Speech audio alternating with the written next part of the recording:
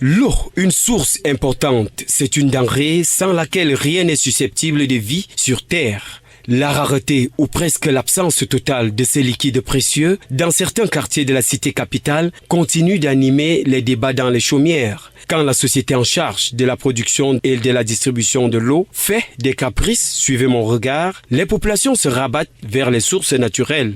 Potable ou non, l'eau de ces fontaines se consomme parfois au détriment de leur santé. L'eau de source, c'est une eau potable lorsqu'elle est entretenue. Lorsqu'elle n'est pas entretenue, lorsqu'il n'y a pas un mécanisme pour l'auto-entretien et l'entretien continu d'une eau de source, elle perd son côté potable, elle perd sa potabilité. Donc, ça reste que toujours une source de potentielle infection digestive liée à l'eau. Pourtant, elles n'ont pas vraiment le choix. Et pour cause, la conjoncture, parce que ne pouvant pas se permettre de consommer l'eau minérale et ne faisant plus très confiance aux produits de la société en charge de l'eau, certaines populations s'organisent tant bien que mal à rendre le lieu viable. Elles sont plutôt bien outillées et rendent ces sources potables. Surtout les week-ends.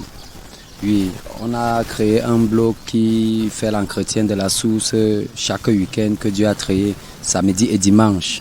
Parce que ce sont des jours ouvrables que tout le monde est un peu plus libre pour travailler. Donc maintenant, le nettoyage se fait samedi et dimanche à partir de 4h à 6h. Bon, après tout le monde qui vient après paye une somme de 250. D'aucuns, par contre, remettent leur sort à Dieu. Après quelques jauges du sol par des enfants jusqu'à la coulée de l'eau, c'est juste quelques aménagements et les populations se ravitaillent. Même si l'endroit reste moins propre, on va faire comment? Non, ça fait peut-être 12 ans que les petits-enfants ont commencé à mettre des petits tuyaux.